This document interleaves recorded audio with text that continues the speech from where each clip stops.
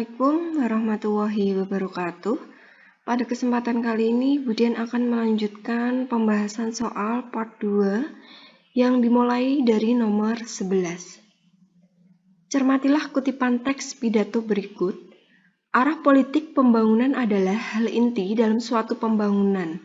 Pembangunan tanpa arah politik yang jelas, ibarat kapal tanpa kompas. Pembangunan tanpa dipimpin oleh visi misi politik pembangunan yang jelas, ibarat kapal tanpa nahkoda, yang akan hancur karena membentur karang atau tenggelam karena diterjang badai. Gagasan pokok paragraf tersebut adalah, kalian harus tahu terlebih dahulu apa itu gagasan pokok. Gagasan pokok adalah ide utama yang terkandung dalam suatu bacaan. Pada teks tersebut, ide utamanya berada pada kalimat nomor 1. Arah politik pembangunan adalah hal inti dalam suatu pembangunan. Jadi, gagasan pokok paragraf tersebut adalah D. Arah politik pembangunan merupakan inti suatu pembangunan. Kita lanjut ke nomor 12. Cermatilah paragraf persuasif berikut. Daur ulang adalah hal benar yang kita lakukan. Memubazirkan sumber daya kita yang terbatas sama dengan mencuri hak anak cucu kita di masa depan. Ini tidak bermoral. Kutipan pidato persuasif tersebut menggunakan cara memersuasi berdasarkan pendekatan A. Emosi, B. Logika, C. Etika, atau D. Empati. Ya, jawabannya adalah etika. Etika sendiri yaitu ilmu yang mengkaji mengenai moral atau tentang manusia dalam kaitannya dengan moralitas. Kita lanjut ke nomor 13. Cermatilah paragraf berikut. Saya mungkin hanyalah seorang anak kecil. Saya tahu bahwa kita semua adalah bagian dari sebuah keluarga besar yang beranggotakan lebih dari 5 miliar dan terdiri atas 30 juta rumpun. Kita semua berbagi udara, air, tanah di planet yang sama. Perbatasan dan pemerintahan tidak akan mengubah hal tersebut. Konjungsi yang tepat untuk melengkapi paragraf yang rumpang tersebut adalah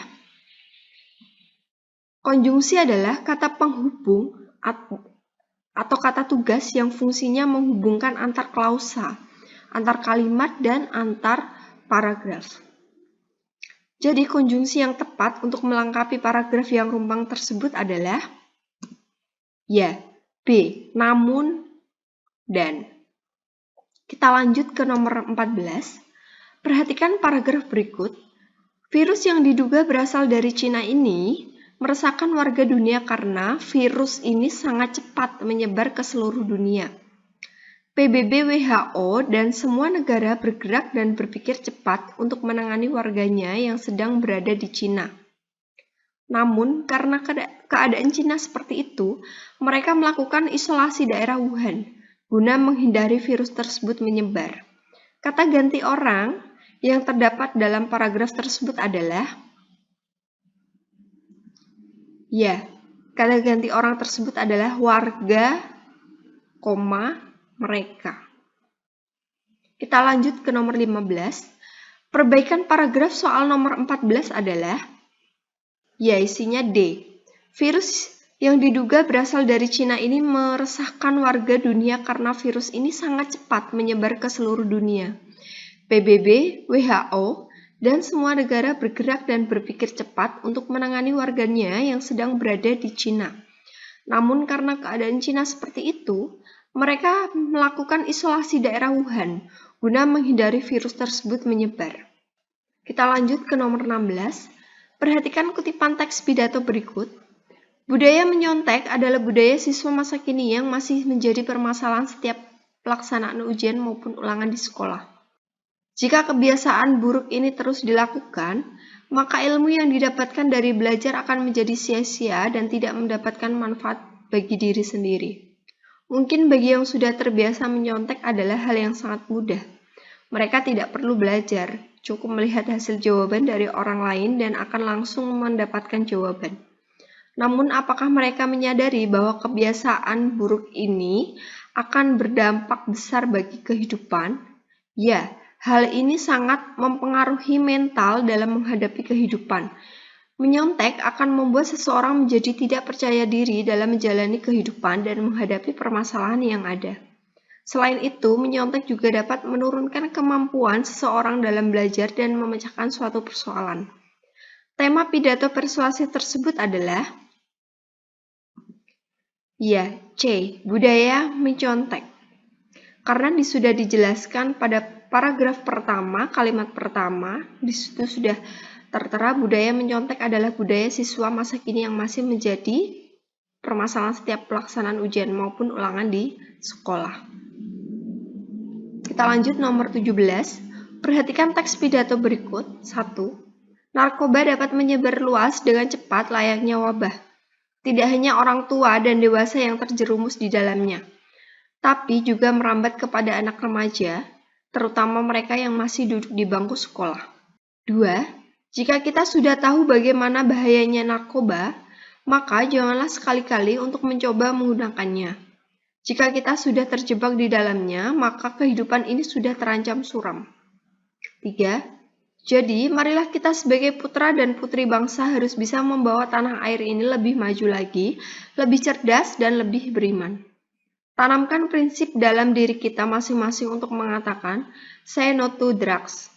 4. Kebanyakan orang yang mengkonsumsi narkoba sangat rentan untuk melakukan tindakan kejahatan. Dan sudah seharusnya kita sadar itu adalah berasal dari hasutan setan yang hanya menyebabkan kita tersesat dalam kehidupan yang salah ini. Ungkapan meyakinkan dalam teks pidato tersebut terdapat pada paragraf A. Paragraf pertama. Kita lanjut ke nomor 18. Perhatikan ilustrasi berikut. Langkah-langkah menulis teks pidato persuasif. 1. Mengumpulkan informasi yang berkaitan dengan isi pidato. 2. Merumuskan tujuan berpidato. 3. Menyeleksi informasi dan membuang yang tidak diperlukan. 4. Menentukan tema atau topik yang dibicarakan. 5. Memahami informasi yang telah dikumpulkan. 6. Mengenali pendengar. 7. Mengaitkan informasi yang satu dengan informasi yang lain. 8. Menyusun kerangka teks pidato sesuai sistematika teks pidato. 9. Mengembangkan kerangka teks pidato. 10. Menyunting teks pidato. Urutan langkah-langkah menulis teks pidato persuasif yang tepat ialah D. 4. Menentukan tema atau topik yang dibicarakan terlebih dahulu, kemudian baru merumuskan tujuan berpidato, kemudian mengenali pendengar, kemudian mengumpulkan informasi yang berkaitan dengan isi pidato, kemudian baru memahami informasi yang telah dikumpulkan, dan menyeleksi informasi dan membuang yang tidak diperlukan, kemudian mengaitkan informasi yang satu dengan informasi yang lain, kemudian menyusun kerangka teks pidato sesuai sistematika teks pidato, setelah itu mengembangkan kerangka teks pidato, kemudian baru menyunting teks pidato. Kita lanjut ke nomor 19. Perhatikan cuplikan pidato berikut. Mari budayakan membaca buku, apapun itu, agar menjadi anak yang berilmu dan kelak meraih cita setinggi langit. Itulah beberapa manfaat membaca buku yang bisa saya sampaikan. Cuplikan pidato tersebut merupakan struktur isi pidato bagian penguatan pernyataan posisi. Lanjut ke nomor 20. Perhatikan paragraf berikut. Marilah kita menjaga kesehatan diri masing-masing karena kita tidak tahu virus tersebut lebih jelasnya bagaimana. Masih banyak seputar isu dan berita belum pasti. Dari itu, kita hanya bisa menjaga kesehatan, olahraga yang rutin, dan melakukan segala hal yang menghindarkan diri dari penyakit yang membahayakan. Kiranya cukup sekian saja yang bisa saya sampaikan. Saya ucapkan terima kasih atas semua perhatian. Jika terdapat tutur kata yang kurang berkenan di hati, saya juga mohon maaf sebesar-besarnya. Paragraf pidato tersebut merupakan teks pidato bagian penutup. Karena di paragraf 2 sudah dijelaskan bahwa itu adalah penutup yang berbunyi kiranya cukup sekian. Nah, cukup sekian ya, kata cukup sekian ini adalah merupakan pidato bagian penutup. Sekian pembahasan soal yang bisa Budian berikan. Semoga bermanfaat dan tunggu pembahasan soal lagi mulai nomor 21 sampai 35 di part selanjutnya. Terima kasih. Wassalamualaikum warahmatullahi wabarakatuh.